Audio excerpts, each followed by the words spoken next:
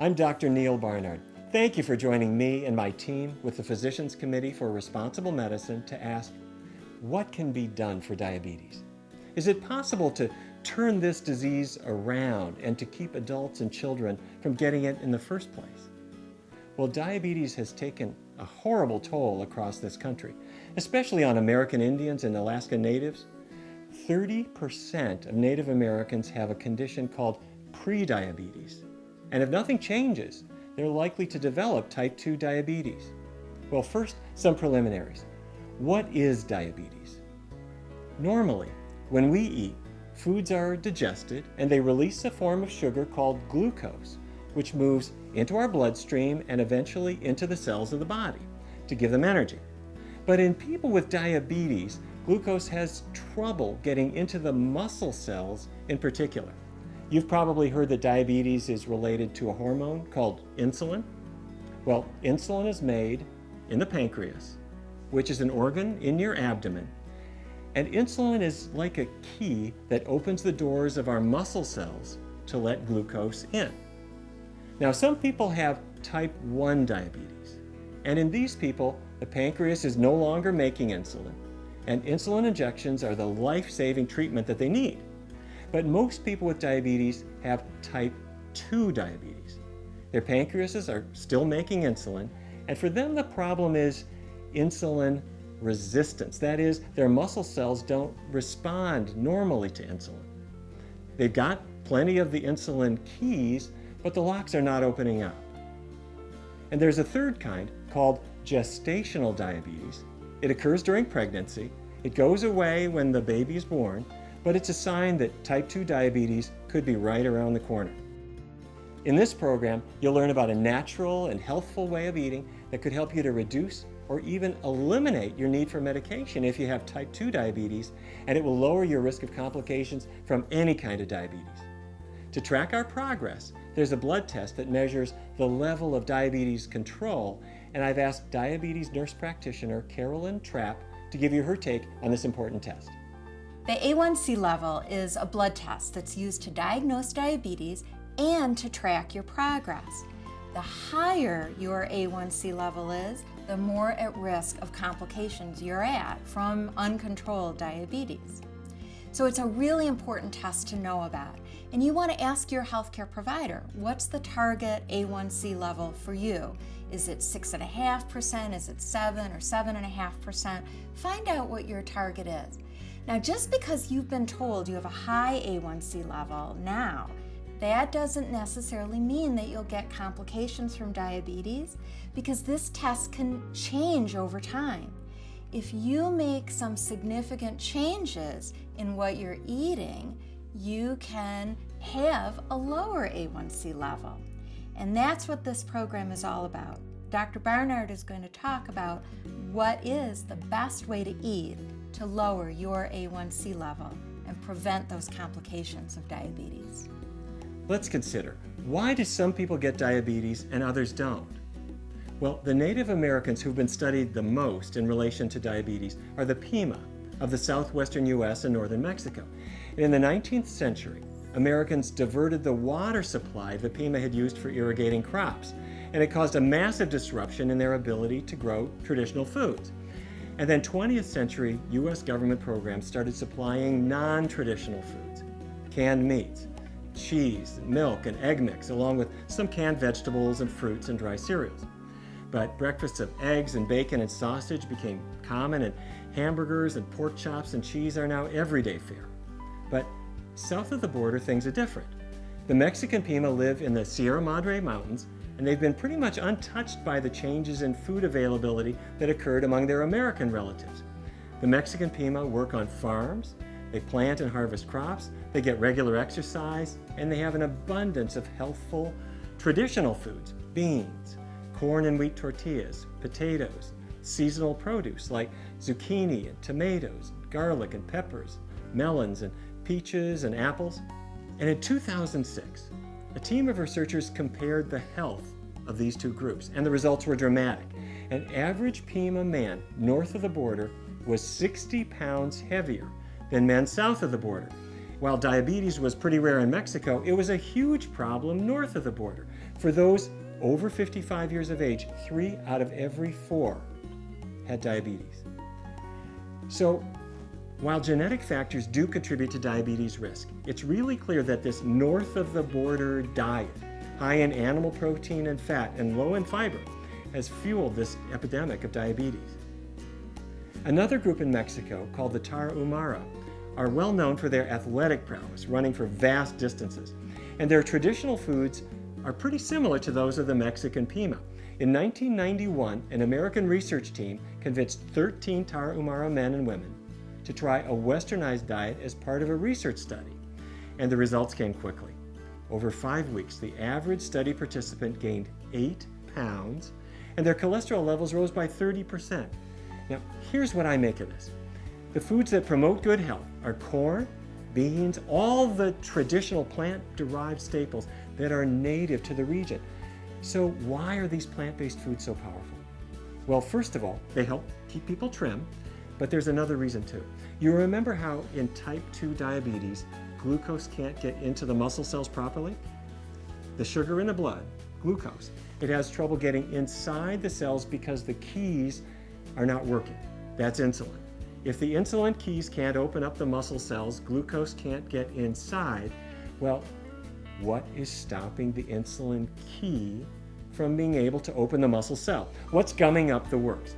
Well, it looks like the problem is fat. Fat building up inside the cell. Look at this drawing of a muscle cell. Under normal conditions, you wouldn't see very much fat in the cell, but this cell is full of yellow blobs of fat.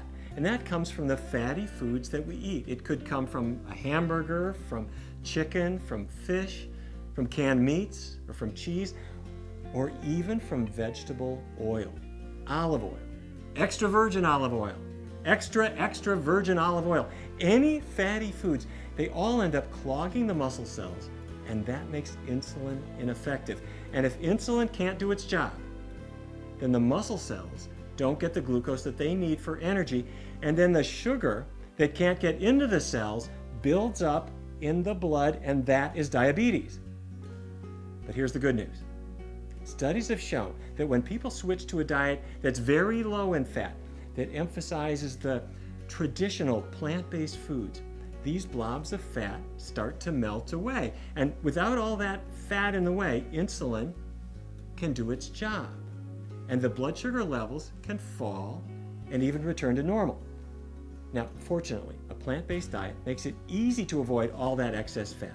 Plant foods do have a little bit of fat, but just the amount that our bodies actually need for health. Not enough to clog up our muscle cells and keep the insulin from doing its job. So, with the support of the National Institutes of Health, my research team decided to try a dramatically different approach. If fatty foods are clogging up the muscle cells, we aimed to see what would happen if we used a diet that had very little fat in it. We brought in 99 people, all of whom had diabetes. And let me describe their experience. A man named Vance came into our research study. Vance's father was dead by age 30. Vance was 31 when he was diagnosed with diabetes. He was in his late 30s when he came in to see us. And what we asked him to do was to set aside animal products, because if there's no animal fat on your plate, then no animal fat is going to sneak into your cells. We also asked him to keep the oils very low, so that meant no more taking that bottle of oil and going glug, glug, glug, glug into the pan when you're cooking. But those were the only rules. Set the animal products aside, keep the oils really low. We didn't worry about calories. We did not count carbohydrates. We did not limit portions. And Vance and all the other participants were free to eat all the bean burritos and corn tortillas and veggie lasagna, blueberry pancakes, split pea soup, anything else that they wanted that fit the rules. Over the next year, Vance lost weight and lost weight and lost weight, eventually losing about 60 pounds. His blood sugar came back down to the normal range. He got off his medications, and all traces of diabetes had disappeared. And when I asked for his permission to tell his story, he said, "Make sure you tell everybody that my erectile dysfunction got better too." Write that down. People's blood sugars dropped, their weight came down, and their cholesterol levels fell. And then we asked our participants how they felt about this diet change. I mean, after all, they weren't eating beef or chicken or cheese pizza or any of those things, but many said this was the easiest diet they had ever been on because we didn't make them count calories or starve, and most importantly, they were regaining their health. Maybe you'd like to try out this way of eating. Let me introduce you to the Power Plate. You'll want to build your meals from these 4 healthy food groups. The first is vegetables. Start with green leafy vegetables, kale, collard greens, chard, spinach, and all types of lettuce. Other great vegetables are broccoli, cucumbers, onions, cauliflower, carrots, and of course, all types of squash. The list goes on and on. Enjoy your vegetables fresh, roasted, or steamed, just not fried in oil. And seek out a rainbow of vegetables, all different colors. The colors represent different nutrients that are good for us. The next group is grains. They're hearty, they're filling, and there are so many to choose from. Corn is a healthful grain that turns into so many great meals. Rice, oats, barley, amaranth, quinoa, millet, and there are many more too that are indigenous to different areas. And you might cook a little more than you need because cooked grains can be frozen and reheated later for a quick meal. Whole grain breads and whole grain pastas are also part of the grain group. Now the third group of the Power Plate is the legume group, which includes beans, peas, and lentils, anything that grows in a pod. So that means pinto beans, black beans, garbanzo beans, kidney beans, navy beans, lima beans, the works. They're low in fat, they're high in protein, they're rich in calcium and iron. Beans are great in stews and soups, and you can even make them into burgers. They can replace the meat that's used in a lot of recipes. And what's the world's easiest convenience food? It has to be a can of baked beans. But make it vegetarian, of course. The last group on the Power Plate is the fruit group. Now, you might have heard that people with diabetes shouldn't eat fruit, but think about it. Fruits are really full of vitamins and healthy fiber, so you don't want to miss them. And when you're eating a healthful diet, you'll find that fruits are really pretty gentle on your blood sugar. You'll also notice what's not on the Power Plate. Keep in mind, our goal is to turn diabetes around, and we really want to succeed. So we'll leave off the animal products, the meat, the dairy products, and the eggs, and that's going to eliminate all of the animal fat. We'll also minimize the vegetable oils, and that gives our cells the best chance of cleaning out the fat so that insulin can start working again. So now you know about building meals from the Power Plate. Very easy. Maybe you have some questions about nutrition, and you're wondering, can I really get everything my body needs from plant-based foods? Well, here to answer that question is registered dietitian Susan Levin. Hi, I'm Susan. Maybe you want some reassurance that plant-based diets are best for you and your family. Well, you should know that the Academy of Nutrition and Dietetics, the world's largest organization of nutrition professionals, published a position statement that said plant-based diets are safe and beneficial for all ages. And they can help to prevent and treat many chronic diseases like diabetes. But you know, I didn't learn much about plant-based diets at my university, and maybe your healthcare provider also was not taught about this when he or she went to school and has never recommended it to you. Fortunately, though, more and more healthcare professionals are now learning about this approach. Not to get too technical, but here are a couple of key points about plant-based nutrition. First, what about protein? Do humans need to eat animals to make muscles strong?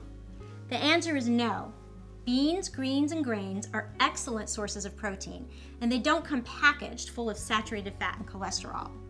If you get enough calories, you are most likely getting enough protein. In fact, some pretty exceptional athletes eat plant, not animal, sources of protein. They know it's the healthiest way to go, and as a runner, I couldn't agree more. Take ultramarathoner Scott Jurek. He has run and won the Western States 100-mile endurance run 7 times in a row. And you know, some professional football players, hockey players, and basketball players also get all their protein from plants. Want more evidence? Consider the animal kingdom. Many large, strong animals such as horses, oxen, gorillas get their protein from plants. How about iron? Iron is needed to keep red blood cells healthy. Iron can be found in green leafy vegetables, grains, and beans. people who do not get enough iron in their diet might develop anemia. Vegans and vegetarians actually consume more iron than meat eaters, and studies have shown that vegans and vegetarians have no more anemia than people who eat meat. Plant-based sources of iron are more healthful and easily accessible. This is true for infants as well, although starting with an iron-fortified solid food may be recommended. Calcium is another nutrient that we have learned about through commercials on TV. Calcium is important for strong bones, but the ads tell us that we need to drink cow's milk to get our calcium. Do humans need milk? Only if you are an infant, and cow's milk is best left for the calves.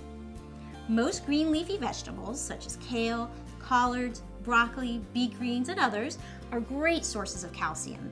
And the calcium in these plants is twice as absorbable as the calcium found in cow's milk. Want something to put on your cereal instead of dairy? Try soy milk, almond milk, any non-dairy milk.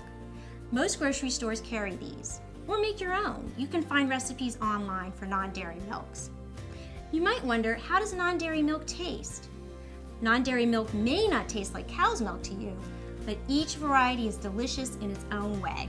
And after a few days of almond milk or rice milk on your cereal or in your coffee, cow's milk will be a thing of the past. What about vitamin B12?